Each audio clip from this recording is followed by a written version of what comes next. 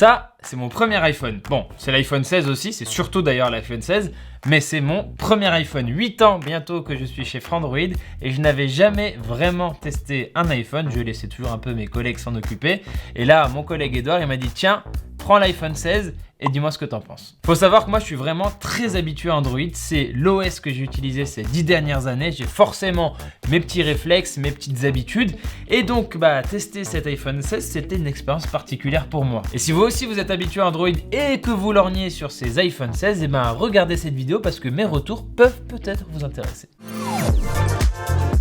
Si je vous dis qu'Apple est très réputé pour son raffinement, le raffinement même de ses produits, je vous apprends rien.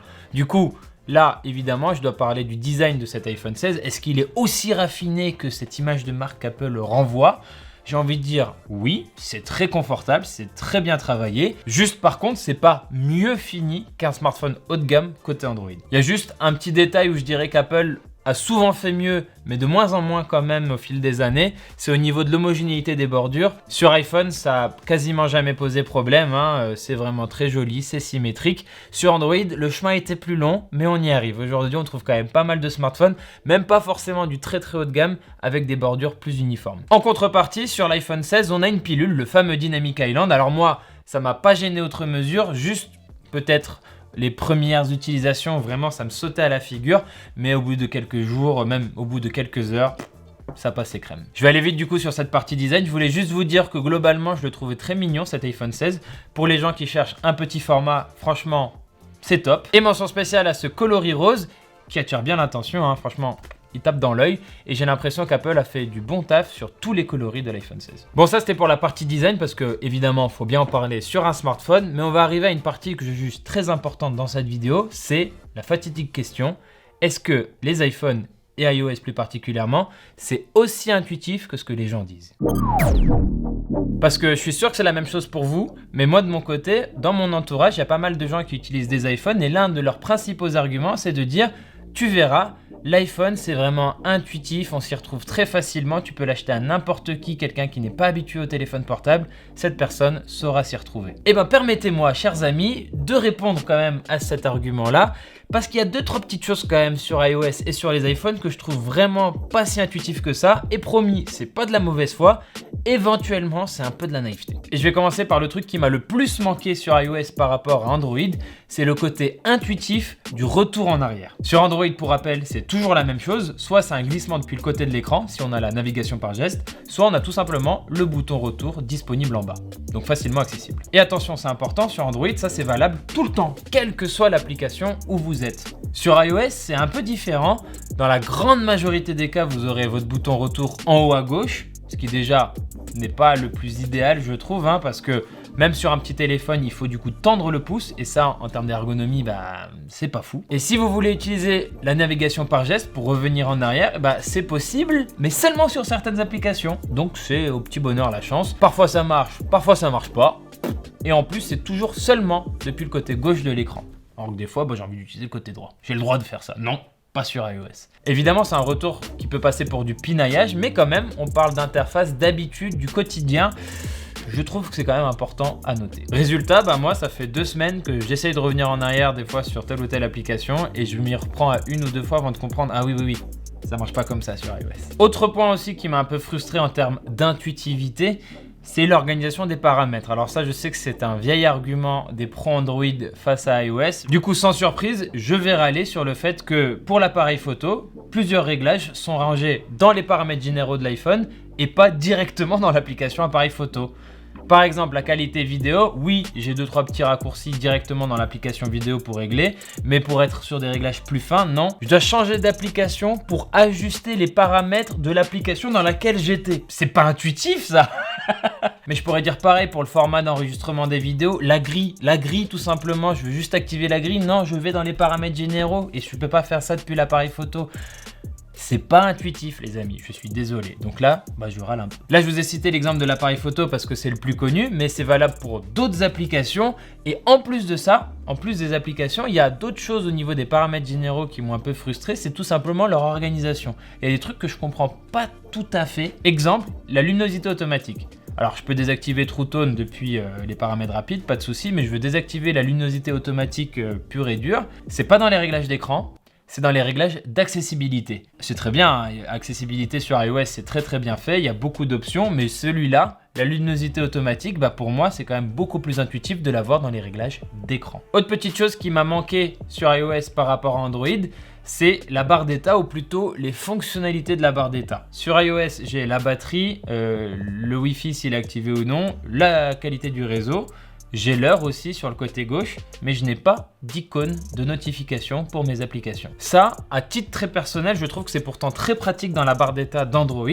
Alors je sais que pour beaucoup de personnes, avoir plein d'icônes dans la barre d'état, c'est un peu stressant. Moi, ça me sert de tout doux. Je me rappelle, ok, je dois répondre à telle personne. Ok, ah oui, j'ai cette tâche à faire. Ça m'aide à m'organiser dans ma journée, dans ma semaine. Sur iOS, du coup, je suis pas à l'abri d'une mauvaise surprise parce que quand je regarde ça comme ça, j'ai 0 notification et hop, si je fais l'effort d'aller vérifier, je me rends compte que j'ai raté masse de trucs. Et ça, j'apprécie pas trop. Alors que sur Android, encore une fois, si t'as rien dans la barre d'état, c'est que t'as pas de notification. C'est aussi simple que ça, pas besoin d'aller checker. Alors je vous rassure, là je râle, mais il y a évidemment des choses qui m'ont plu sur l'iPhone 16 et plus particulièrement sur l'expérience utilisateur autour d'iOS. La première, elle est toute bête, mais c'est la qualité des animations, la fluidité du système globalement. C'est bien. C'est agréable, c'est fluide, il n'y a jamais de ralentissement, il n'y a pas de bug. J'ai vraiment pas eu de soucis de ce côté-là. Pour ça, franchement, très bien Apple. Un autre truc qui m'a vraiment bien plu, Face ID, parce que la reconnaissance faciale 3D, c'est surtout sur des smartphones Huawei ou Honor que j'ai utilisé ça avec de la réussite. J'aime bien, ça marche bien et tout. Il faut quand même dire que Face ID sur iOS, ça marche très bien. La configuration, elle se fait comme ça. Après le déverrouillage du téléphone, ça se fait comme ça. Franchement, là, c'est très bien. J'ai aussi bien apprécié le centre de contrôle sur iOS. Alors, pour y accéder, il faut quand même bien penser à faire glisser le doigt depuis tout en haut de l'écran, côté droit en plus de l'écran. Mais ça, j'ai envie de dire que de plus en plus d'interfaces commencent à s'y mettre aussi, je pense surtout à Xiaomi. Alors que sur Pixel par exemple, c'est plus pratique, on peut faire le geste depuis n'importe où, on accède aux paramètres rapides, c'est un peu plus pratique je trouve. Mais une fois qu'on se retrouve dans le centre de contrôle sur iOS, franchement j'ai rien à redire, c'est très clair, on s'y retrouve facilement, c'est personnalisable, pas de souci là-dessus. Je suis très bien. Et après, les petits points positifs que j'ai aimés, c'est du petit détail sur certains effets graphiques, j'ai envie de dire ici et là. Je pense particulièrement à l'application météo qui est jolie, c'est tout. Il y a des effets dynamiques selon la météo qu'il fait et tout. C'est tout bête, mais ça marche sur moi. Maintenant, revenons plus particulièrement sur l'iPhone 16. Et encore une fois, on va rester sur l'expérience utilisateur. Je suis très content d'avoir accès à un bouton d'action personnalisable. Franchement, ça c'est très bien. Ça laisse le choix à l'utilisateur. S'il veut rien en faire, il peut dire en fait ça me sert à rien, j'en veux pas. Très bien. On peut l'utiliser pour comme un alert slider chez OnePlus pour mettre en mode silencieux ou en mode sonnerie. On peut l'utiliser pour déclencher la lampe torche, pour lancer l'appareil photo, etc. Franchement, c'est une bonne chose. Par contre, le fait qu'il y ait ce bouton action sur l'iPhone 16 pose vraiment une question pour moi.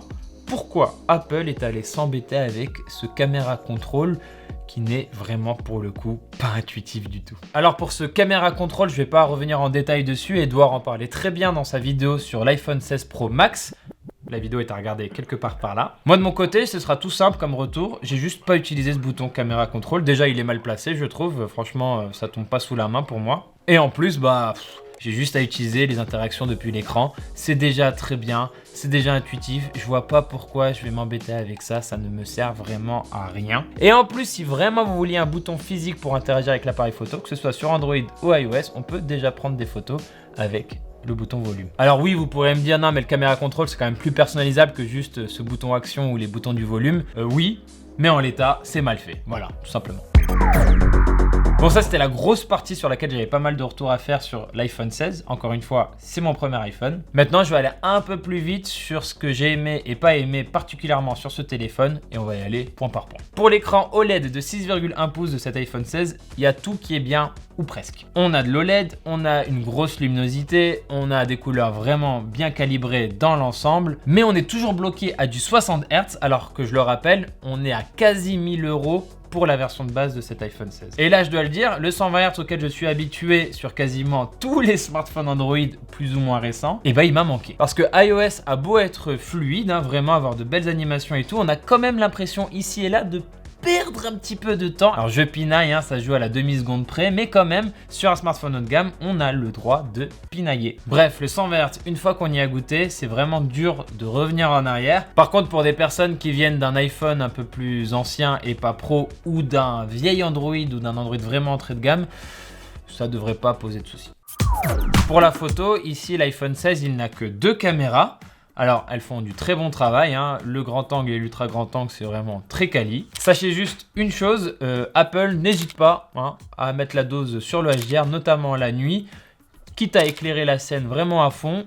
Au moins, on a de la texture, au moins, on a du détail. Par contre, sur l'atmosphère de la scène que vous êtes en train de photographier, vous perdez peut-être en naturel. Maintenant, le fait qu'il n'y ait pas de capteur dédié au zoom optique, ça va forcément manquer sur un smartphone à 969 €. Alors évidemment, Apple va nous sortir l'argument un peu marketing de dire que la caméra principale est capable d'atteindre une qualité optique pour son zoom x2, mais c'est vraiment du numérique ici, le zoom x2. Alors c'est très bien, on peut monter jusqu'à du x10 numérique, hein, mais soyons honnêtes, c'est pas beau. Pour les performances, Apple, aucun souci, la puissance elle est là, on a une puce A18 maison et ça balance. Attention juste par contre, la chauffe peut intervenir assez vite, peut faire un petit peu peur, mais ça va. Je préciserai d'ailleurs que la chauffe est surtout intervenue quand je chargeais le téléphone et que je faisais des tâches un peu gourmandes, genre prendre une vidéo, jouer à des jeux vidéo. C'est là où vraiment j'ai senti qu'il y avait une chauffe un peu trop importante à mon goût. Autre point que j'ai bien aimé dans l'expérience utilisateur iOS, c'est le menu de l'état de la batterie. Franchement, c'est clair et surtout, c'est une information précieuse. Ça fait du bien d'avoir ce suivi de la batterie et d'essayer de pouvoir l'améliorer autant que possible. Pour la batterie, alors cet iPhone 16, c'est pas un mauvais téléphone, hein, il peut tenir toute une journée, mais je dirais juste que quand j'ai commencé à vraiment l'utiliser sur du jeu vidéo 3D, sur de l'enregistrement 4K ou même en Full HD, etc., mais que ça durait un peu longtemps, j'ai senti la batterie fondre un petit peu. Mais je pense que l'iPhone 16 vise un public plutôt modéré dans ses usages et qui ne sera pas frustré au quotidien en termes d'endurance. Donc voilà pour cet iPhone 16 qui coûte 969 € pour la version de 128 Go. On monte à 1099 pour la version de 256 Go et 1349 pour celle de 512 Go. Donc là, je vais vous donner un avis très personnel. iOS, c'est pas forcément pour moi. En vrai, je connais l'argument de une fois qu'on est dans l'écosystème iOS, en fait, on reste chez Apple et tout ça, etc. Bah, cet argument, il est plutôt vrai pour moi, mais côté Android, je suis bien chez Android et je pense y rester encore très longtemps. Vraiment, cette expérience m'a confirmé dans cette idée que j'avais déjà. C'est une question d'habitude et par où on a commencé, ou à un moment on a fait le switch et on y est resté. Comme on dit, hein, les goûts et les couleurs, finalement, il n'y a vraiment pas de raison de se faire la guerre. Et pour aller un peu plus loin dans la conclusion, si moi là j'avais 970 € comme budget à mettre dans un téléphone, je le mettrais pas dans cet iPhone 16. J'irais plutôt regarder du côté de Samsung ou de Google parce qu'avec leurs 7 ans de mise à jour, moi c'est un argument qui me parle. Alors peut-être pas pour le garder 7 ans, mais pour moi c'est important et justement c'était l'un des arguments principaux à mes yeux pour iOS, cette longévité logicielle. Aujourd'hui je la retrouve aussi chez des marques comme Google et Samsung. En plus de ça, je suis mieux servi côté écran pour le 120 Hz, je suis mieux servi côté polyvalence photo chez Samsung en tout cas pour le zoom optique. Et si c'est pas Samsung ou Google qui vous séduit contrairement à moi, les autres constructeurs Android, ils ont aussi d'autres arguments importants à faire valoir. Je pense par exemple top of the mind, la charge rapide. Donc cet iPhone 16, c'est un téléphone vraiment intéressant, mais pour moi, il s'adresse plutôt à un public déjà habitué aux iPhones, déjà habitué à iOS.